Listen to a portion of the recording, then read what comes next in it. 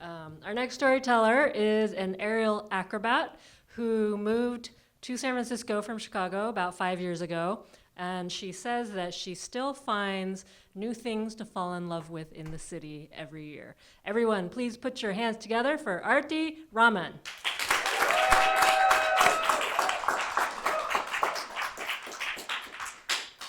3 years ago, I walked into a workout studio to take my first aerial silks class. I enter and I see these four long silk fabrics folded over, attached to an exposed beam in the room. The studio is beautiful. It is large, airy, and well lit. I look up and I see people right at the top of the silks, and they are flying.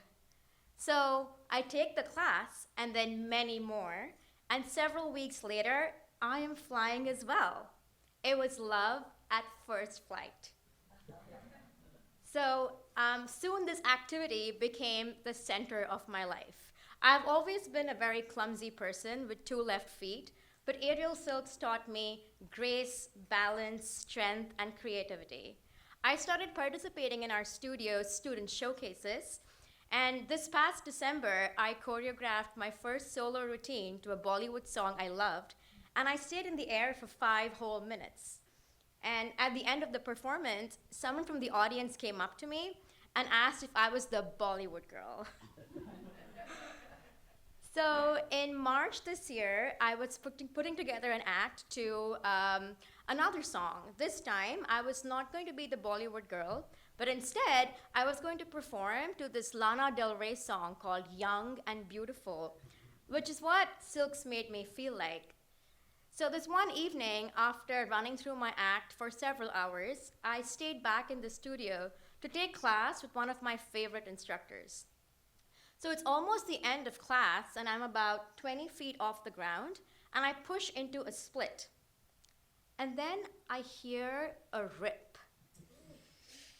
So I'm hanging there, kind of frozen, and I look up, and I wonder if the fabric above me has split open. But then barely a second later, I feel this sharp pain shooting up my thigh. Sound must travel faster than pain? I somehow managed to lower myself down and I hit the crash pad. And instantly, all my friends and my instructor just converge around me and they keep giving me their diagnosis of what they thought might have happened. Finally, an hour later, I'm back at home.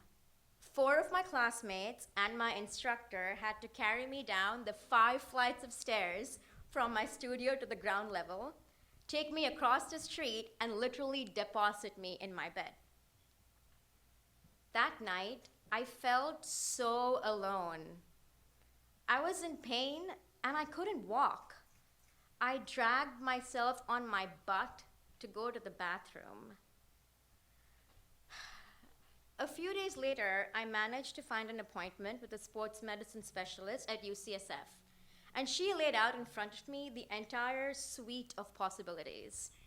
So I, as all of you, have 3 hamstring muscles, and these connect to the pelvic bone through a conjoined tendon. Now, a tear in one or even 2 of these muscles can be resolved through physical therapy, but a tear in all 3 would require surgery. So I get an emergency MRI, and I'm waiting at home with bated breath for the phone to ring. It does, and my heart skips a beat. The specialist, though, wasted no time on pleasantries. She said, "Aarti, I have some bad news." "How many tears?" I asked. She said, 3. "And my show in 6 weeks?" "No silks for 6 months," was her verdict. I sobbed on the phone that day. Finally, a week later, I wake up groggy and sedated after surgery, and I look down and I see that my right leg, it's in a brace all the way from my waist to my ankle, and my knee is locked at an awkward angle of 30 degrees. I am explicitly forbidden from bearing any weight on my right leg. I am told I can only move around very slowly with crutches, literally like hopping on my left leg. So I have always derived a lot of my self-worth from physical activity. So the next 8 weeks taught me a thing or two about patience. I could barely move, I barely left my house, and even when I did, getting in and out of an Uber was my biggest adventure of the day. I could not shower for the first several weeks. And then when I could, showering was an hour-long ordeal involving garbage bags, cellophane wraps to keep my leg intact, and then weird, un-aerial-like maneuvers in and out of my bathtub. Finally, 8 weeks go by, and my brace comes off, and I slowly relearn to walk. I remember struggling through physical therapy. My most vivid image is lying on my stomach on my bed and trying to lift my right leg off the bed, and it is so hard. The only thing that keeps me going is that I am now a part of an elite group of injured athletes my surgeon has treated. So there's this cross-country skier, a wakeboarder, and a rock climber. So now I'm in great company. So soon my living room becomes a makeshift gym. There's exercise balls, there's a kettlebell, I even have ankle weights now. So come July, I'm still very much grounded, but my physical therapist makes a concession. He lets me take a Pilates reformer class. So again, I walk into the studio. It's large, airy, well lit. But this time, instead of silks, I see 8 machines on the ground, and I can only describe them as a cross between a torture device and something you might come across at the SF Armory. So there's a movable carriage attached to a footboard with several weighted springs, and through class, a very peppy instructor teaches you how to move the carriage up and down using all your limbs. So at some point, she asks Sol to stand on the reformer. And the reformer is barely a foot off the ground, but I take one step up and the whole room just spins around me and I'm immediately nauseated.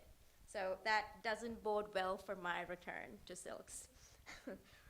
But anyway, finally a month ago, my surgeon cleared me to take my first aerial silks class in almost 6 months.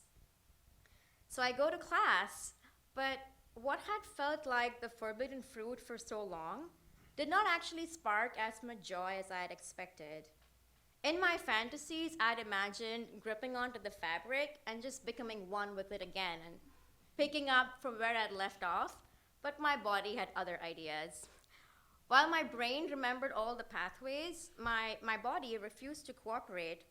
So I'm just sitting there on the mats, feeling very isolated as I look at all my accomplished friends with their beautiful wings and their lithe, graceful movements. And I felt very isolated. Anyway, I went again that week, and again, and again, and again, and finally I feel old muscle memory kick back in.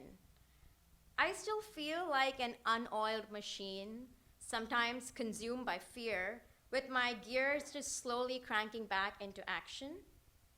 But I am trying to reframe my physical and mental struggles into this new challenge.